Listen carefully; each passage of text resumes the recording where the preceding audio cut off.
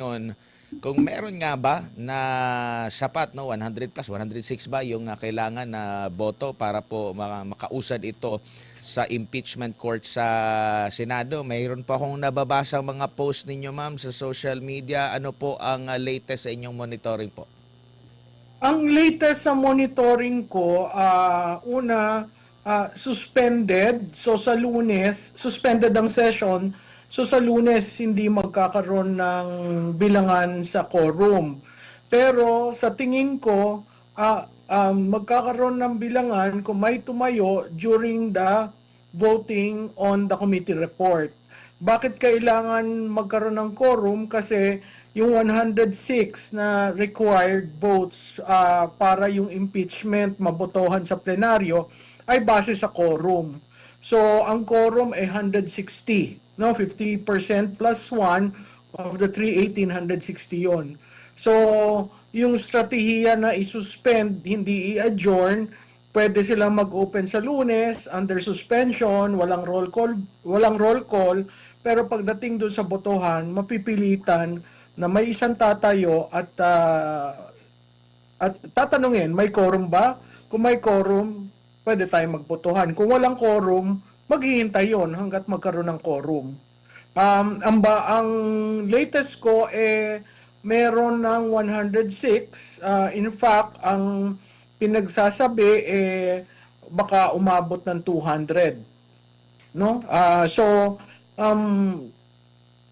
Tingnan natin kung anong mangyayari kasi mahaba pa naman, meron pang 4 na araw bago ng Lunes. Pero nagpadala na ng nakalendar na yan kung titingnan nyo yung website ng Kongreso at na-distribute na ang kopya ng committee report sa lahat ng miyembro. Opo, at meron pong mga pahayag si Congressman Pulong at ganun din po si Senadora Amy Marcos patungkol doon sa pagpipressure, yung sinasabi kung hindi pipirma, mawawalan ng pondo o proyekto sa kanyang lugar o di kaya ay hahanapan ng kaso sa ombudsman. Sa inyo pong pagkakaalam, sa inyo pong mga naririnig, gaano ito totoo po, Prof? So, totoo yun, Admar. May iba't ibang combination of offers. Ang alam ko, merong yung FLR for later release na prenumiso ng impeachment 1, mukhang unti-unting linalabas, no? Again, hindi siguro kailangan nating itama, hindi pwedeng pirma sa committee report. Talaga magbobotohan sa plenaryo. So, yung iba kasi ang gusto pumirma tapos absent sila sa Lunes. So, hindi makakount yung botong yon, no? At lalo magkakaroon ng problema sa quorum. Diyan sa pinapakita nyo, ewan ko kung ito yan linggong ito, pero mula Lunes hanggang ngayon, Miyerkules, makikita mo napakakonti ang tao sa plenaryo. So, hindi ko alam kung yan ay hudyat ng mga mangyayari. Ang balita ko lamang, marami magkakasakit sa Lunes.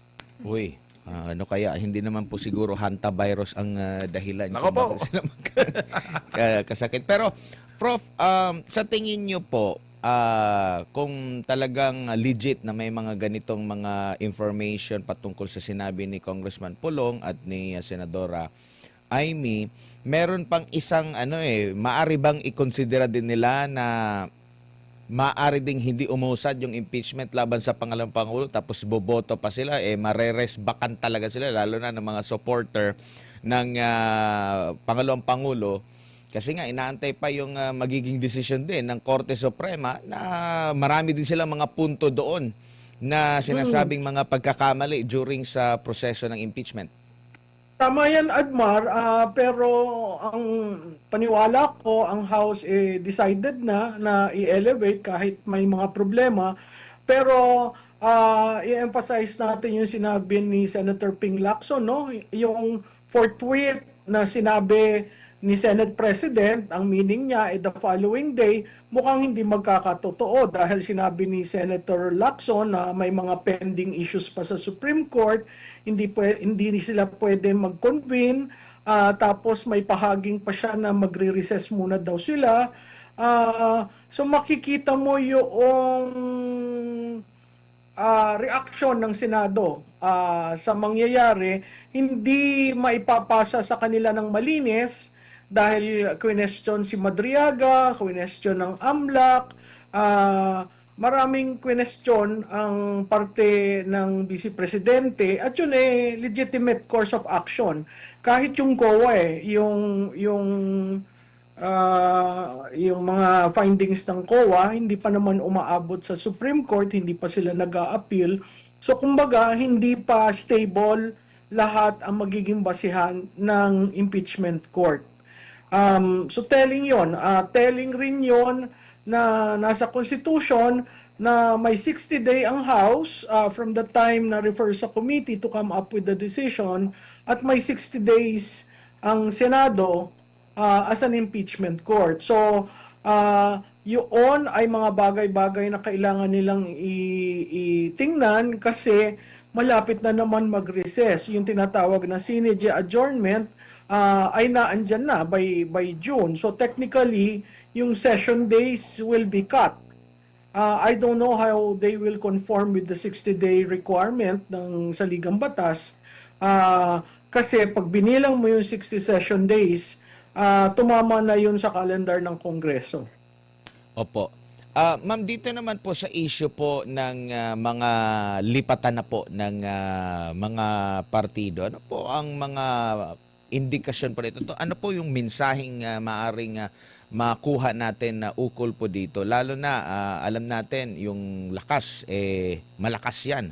No? Lalo na po ng pagkapanalo, maraming nagsilipatan dyan. Pero mula lakas, which is ang sumusuporta din sa kasalukuyang administrasyon, marami din daw po na nagsilipatan sa NUP at sa PFP, which is yan yung naging partido ng Pangulo. Admar, tama yun. May lumipat sa NUP at ang NUP ngayon, instead na conscience vote, merong 30 members nila ang boboto para sa impeachment. Doon sa PFP, bago pa yung committee report sa impeachment, naglipatan na dyan. No? So makikita mo ang nawawalan ngayon ay ang lakas. Ang NPC, buo pa yan. Ang nasyonalista, buo pa. Ang PDP, ilan lang, pero wala namang movement. So makikita mo yung movement towards those political parties backed by either the president's son, or an oligarch na doon pumupunta. Sa tingin ko yun ang kanilang post-impeachment scenario dahil kailangan nila ng proteksyon. Opo. Dito naman po sa mga mambabatas, mga kongresista sa bahagi po ng Mindanao, nakikita nyo rin po ba na may magiging kaibahan sa nakalipas na botohan sa impeachment sa kasalukuyan? Kasi kung pagbabasahin yung mga surveys po sa inyo, sa publiko, sa iba pang mga survey, talagang overwhelming yung suporta pa rin sa pangalawang Pangulo dyan po sa Mindanao. Isama na rin siguro natin yung Visayas po. Prof, maaari ba nilang tingnan din ang mga mababatas na ito at may konsidera yung kanilang mga boto? Yung sa Cebu particular, no, kasi maaga pala nagsasabi sila na they will vote as one block, no, yung province of Cebu, not to support the impeachment. We will see if it holds true. Yung Mindanao, mahirap mong solid yan, not unless talaga nakikinig sa pulso ng bayan. Dahil ang Mindanao talagang bloke yan ng Vice Presidente. So maa-isolate yung boboto for the impeachment sa Mindanao. At pag na-isolate yun, napakalaking problema yan sa 2028. Ganon din yung siguro dun sa ibang lugar, kasi talagang ang tinatanong na ng taong bayan, kami ba'y kinonsulta nyo bago kayo bumoto? Kasi tatandaan natin, may mandato ang Vice Presidente na 32 million. Hindi yung basta-basta. kasi that is the highest in the history of electoral politics in the country, the highest for a vice president. So, hindi ko maintindihan kung bakit hindi bumabalik ang mga kongresista sa kanilang mga distrito para sumangguni. Kasi napakahalaga yung dala-dala mo ang basbas ng iyong mandato sa usaping ito. Hindi ka nang bumoboto dahil sa interes mo, pero bumoboto ka sa interes ng iyong constituents. Opo, ma'am, si MJ po ito. Actually, may congressman, ma'am, na naggawa ng ganon, si Congressman Dale Corvera ng Agusan del Norte. Kanya raw pong, kahit nung first batch ng impeachment last year, kinonsulta niya raw po yung kanya mga constituents at sabi, ayaw namin sa impeachment. Kaya yun yung ginawa niya, inassert niya doon sa plenary, ma'am. Oo, balitaan ko yan at consistent siya at nagagalak ako dahil hindi naman siya kilalang politiko pero tumayo para sa kanyang constituent. Dapat gano'n ang maging desisyon, hindi yung desisyon ng pang-personal.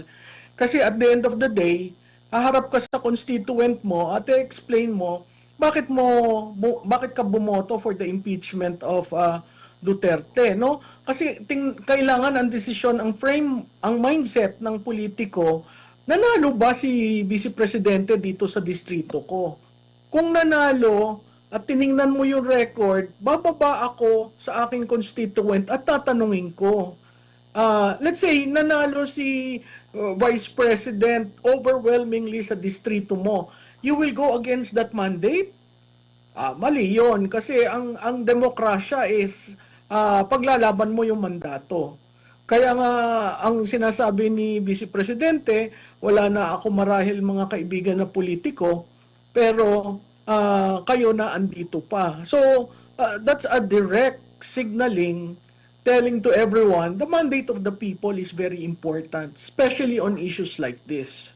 Opo, ma'am, meron ako nabasang comment mula po, I think mukhang galing yun sa isang retired judge.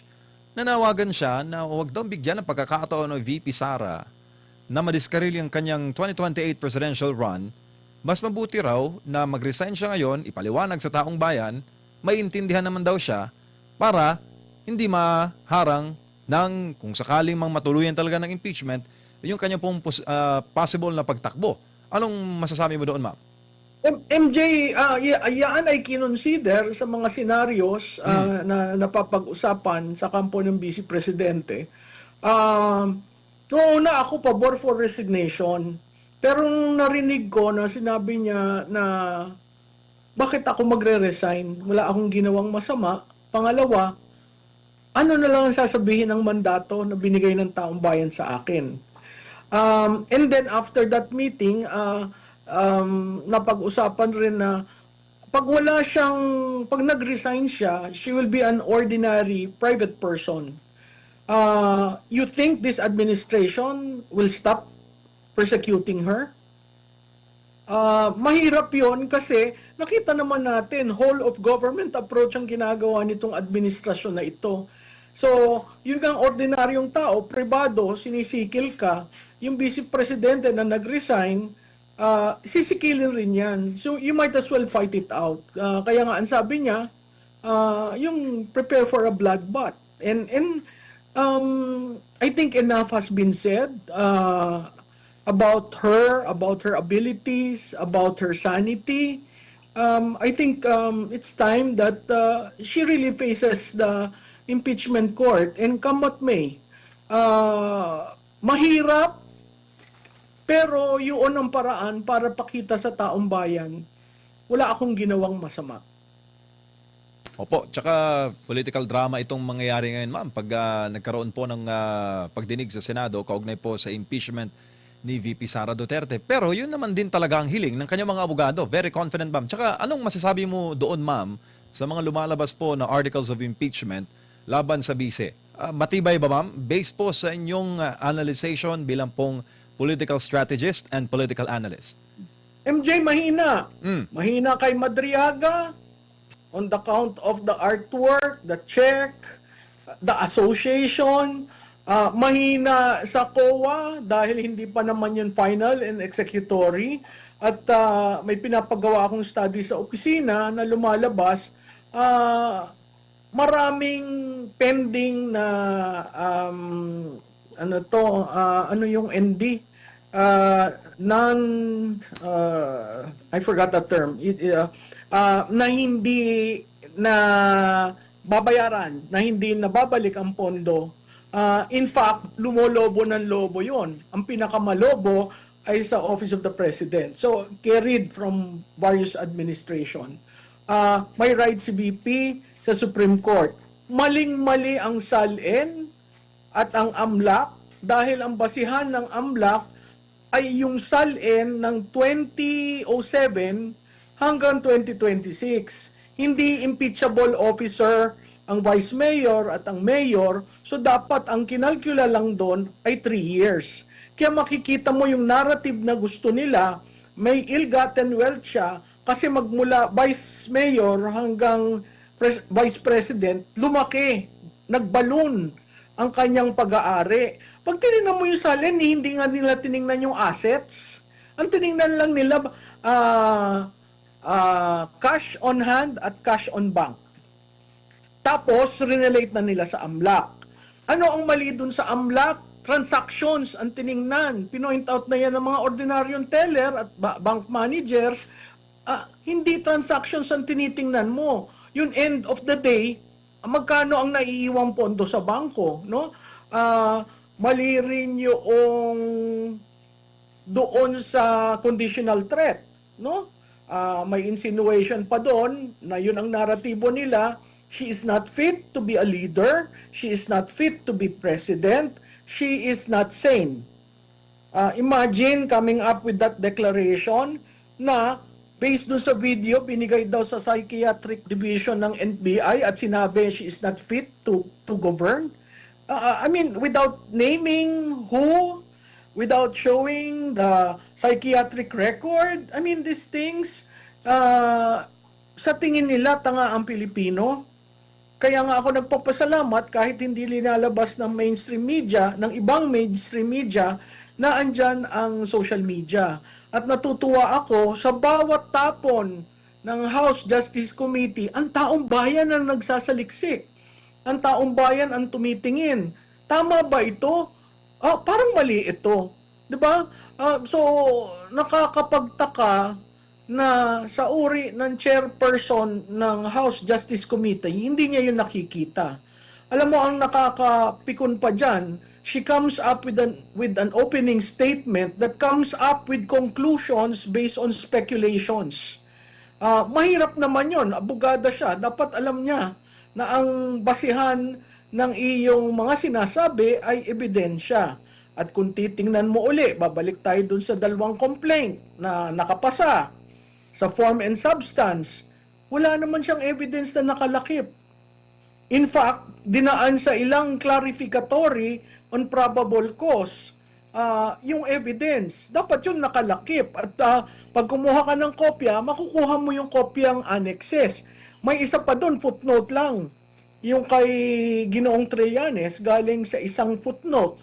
Nakita mo naman nag-testify base sa isang footnote sa complaint. So, ang daming mga violations kung titingnan mo based on the Duterte ruling by the Supreme Court. So, kailangan babalik ka ulit dun sa arbiter. Tama ba ito? So, hindi ko nakikita na ang Senado ay mag-forthwith na i-hear the following day. Kasi ang dami pang pending issues na kailangang i-resolve bago magkaroon ng trial. Kasi kung nag-trial ka at sa kalagitnaan ng trial, sinabi ng Korte Suprema, hindi ito pwede, ano mangyayari sa trial? Hindi ba katawa-tawa? Mas gusto nyo ang tao lumabas sa kalye at sabihin, ano itong ginagawa nyo? So, siguro doon lumalabas na mahalaga pa rin ang bicameral na legislative kahit maraming taong galit sa Kongreso dahil may counterbalance na mangyayari dun sa ginawa ng House of Representatives. Ma'am, ang pinakamalakas daw na basihan is yung pagbabantaraw ni VP sa presidente. conditional threat nga yun. Sige nga, ilabas nila kung sino yung may sinasabi sa Nueva Ecija. Dapat ang mga Nueva Ecijanos magalit. Aba, hindi na sila dati capital ng yung assassin, di ba? Nung unang panahon, pag naghahanap ka ng gustong tumira, pupunta ka sa Nueva Ecija. Abay, mahiya naman ho kayo sa Nueva Ecija. Napaka-progresibong probinsya yan. Pero yun ang sinabi ng NBI director natin. Wala namang pre-present, no? Lahat base sa sinabi niya. So, mahirap paniwalaan yon. At i-contextualize nila bakit nagalit si Vice Presidente. Nagalit siya dahil sobra-sobra na ang pang-aapi at pananapak sa karapatan ng kanyang mga tauhan. Yan ay yung Chief of Staff niya, ni si Attorney Laika Lopez, at yung isa na nag-a-administer ng kanyang confidential fund. Kita naman yan, pakita mo lang yung mga videos niyan. Kasi yung pinakitang videos, yung nagalit siya. Hindi pinakita yung videos na halos hawakan ni Atty. Lopez si Vice President. Hindi pinakita yung video nung tauhan niya na tumaas ang BP, that she had to be rushed to the hospital. Walang konteksto ang pagsasalita ng NBI Director. Nagulat nga ako na ang NBI Director pwede palang mag-witness sa mga ganyan. Opo, ma'am, speaking of NBI, meron po kasing, alam ko po, nabalitaan po ninyo yung isang sikat na personalidad na nahuli sa entrapment operation. Pero sa Malacanang po, ma'am, BFF daw ni VP at ni PRRD. Ano tingin mo dun, ma'am? Ay, maling-mali yung sikon. Yan aking BFF, maling-mali siya. Sayang ang printer na colored. Tingnan mo na lang ang videos ng amo mo. So, hindi yung taong yan ay hindi kasama sa kampo ng Duterte. Ang balita ko, gusto niyang sumali sa kampo ng Duterte. Pero yung nangyari sa kanya, nakakalungkot, pero nandyan na yan. May accusation sa kanya, so dapat harapin niya. At kung totoo yung sinasabi niyang video na 90 minutes, bakit hindi nila ilinabas? Diba? Dapat linabas na yan. Bakit tinatagalan? 'Di ba? So, ako naniniwala ako isang malaking drama na naman ito para maalis ang focus diyan sa issue ng sino ba ang mastermind. Pangalawa, sa tingin ko, ito ay paraan para ilagay lamang na ang masterminds ay si former speaker at si Congressman Saldico.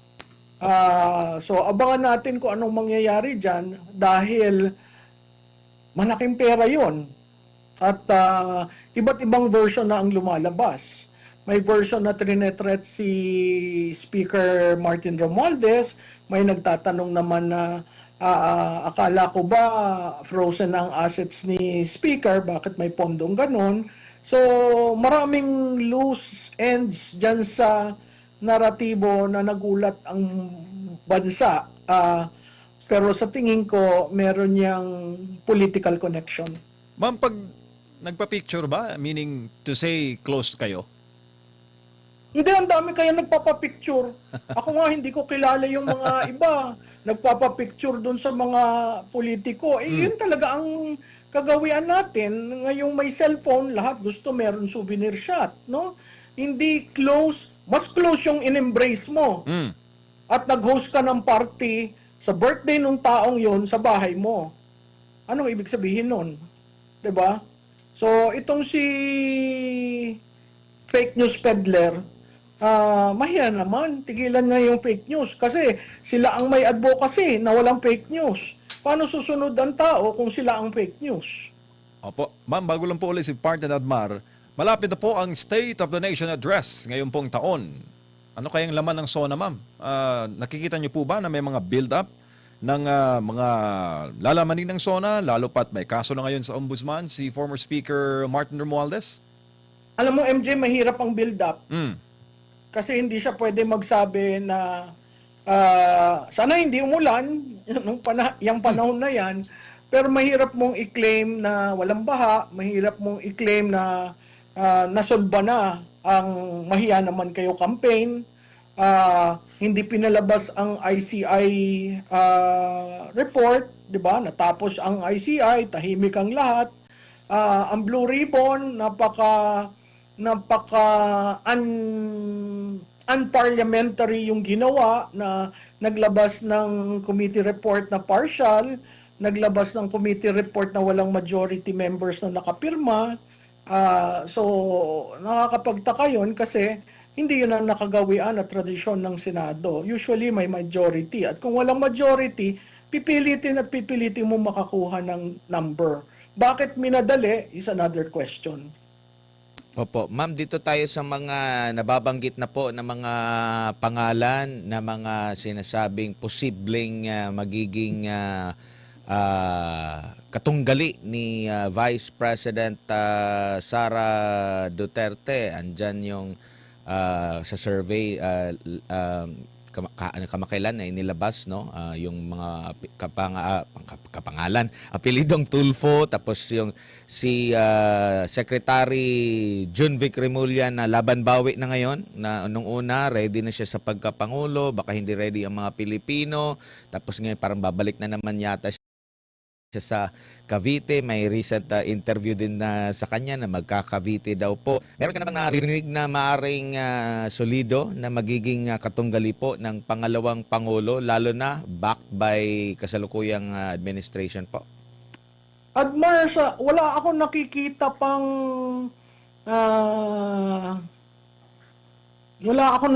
pang malakas na merong babangga sa base ni Vice Presidente. Si Vice Presidente, katulad ng dati kong sinabi, meron niyang base vote na 30 to 35%. Yung linabas ng isang polling firm, hindi ako nanghihina doon. Bakit? Kasi makikita mo doon si Vice 46, laban kay Tulfo na 46, ang undecided 7. Pagdating mo doon kay Robredo, siya ay 51 at makikita mo si Robredo ay 43 at ang undecided 6. So parehong numero. Ang malakas, at nakita natin yon, malakas sa Mindanao, sa kanyang Visayas, pag-aawayan ng balance of Luzon, sa kanya ang Class D and E. No? Clearly established ang source ng support ni Vice President. Ngayon, pag hinabaan mo dun sa 6 na pangalan, sinong nabawasan ng support? Sinong nabawasan ng preference? Si Robredo at si Tulfo. Si Vice Presidente ay I think nasa dun sa maramihan, tingnan natin ha, dun sa maramihan she's 43. No? So, ibig sabihin, pag tinali mo yung kay Robredo at kay Tulfo, she will end up an average of 43 sa against several. Hindi siya ang nawalan ng boto. Ang nawalan si Robredo at si Tulfo. Anong ibig sabihin nun? Malambot pa ang suporta kay Robredo at kay Tulfo. Yan ay nangyari after ng announcement niya. Yung survey was I think 2 weeks after the announcement. Isa pa lang naman yung survey, hindi yan final decision. Para ang mga tao ay magsabi na, malakas si ganito, malakas dito. Yung nagtay, sa tingin ko yan, kaya ko sinabi yung undecided, kasi may undecided na sa pakiwari ko ay kaya naging undecided dahil naghihintay ng kasagutan sa mga issues.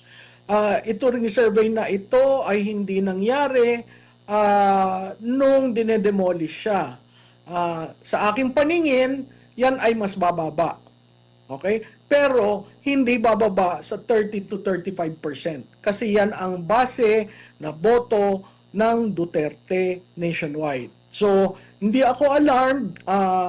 Ang nagdududa lang ako, commissioned survey daw yan, bakit ilinabas?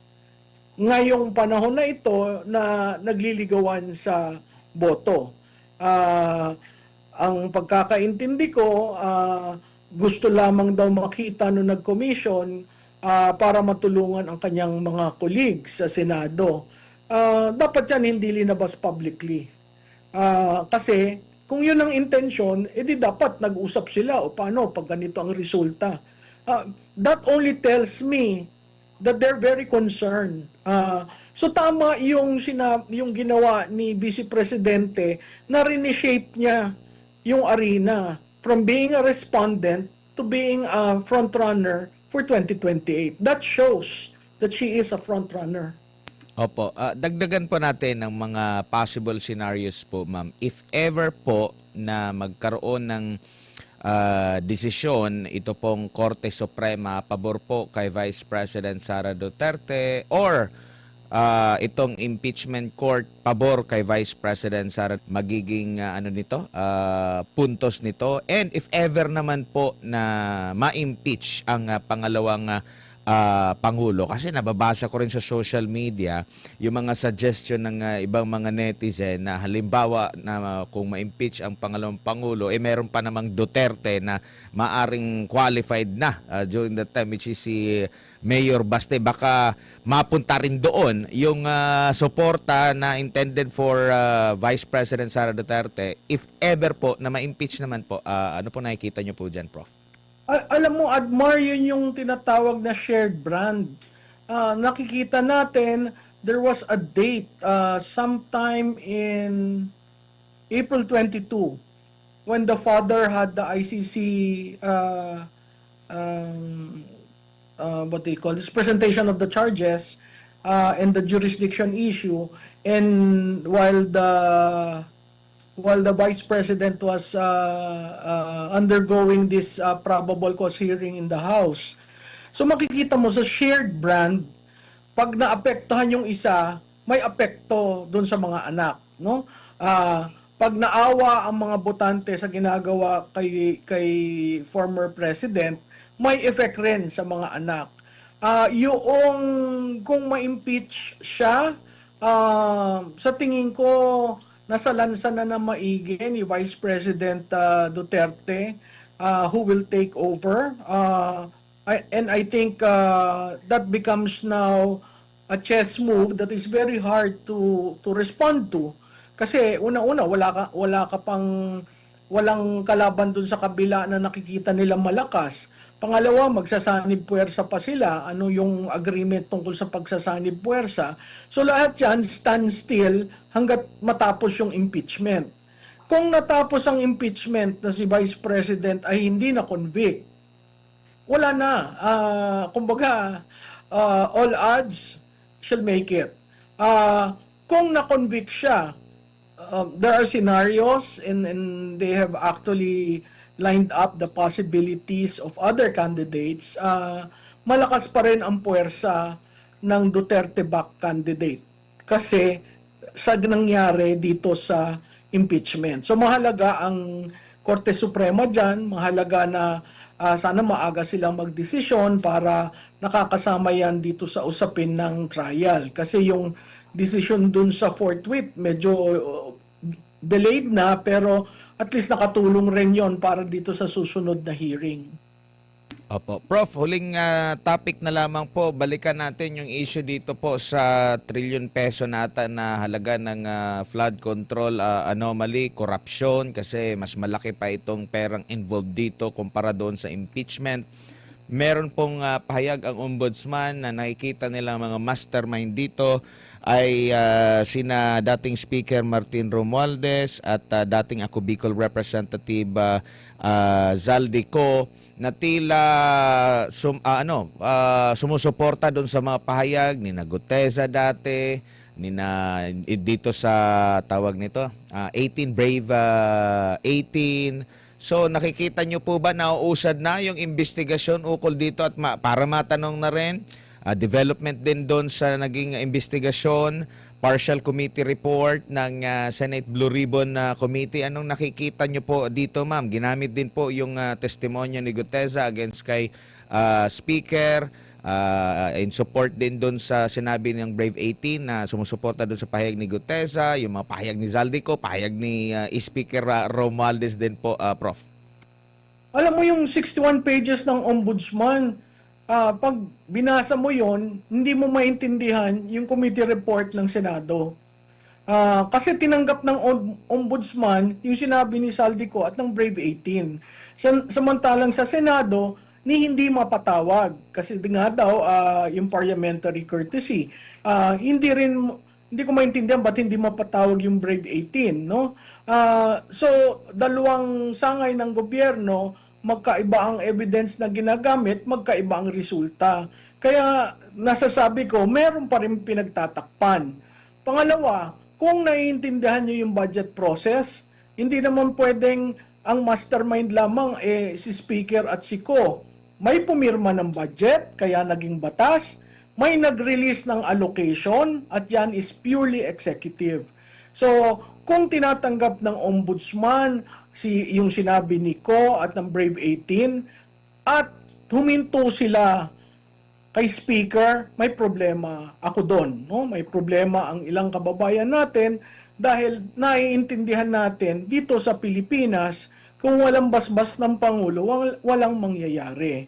So ako, I'm hoping na palawakin. No? Oo, nakuha mo si Speaker at si Ko, pero incredulous, katakataka na hindi makakasama ang presidente dito. Prof, maraming salamat po sa inyong oras at panahon ngayong gabi. Sa uulitin po,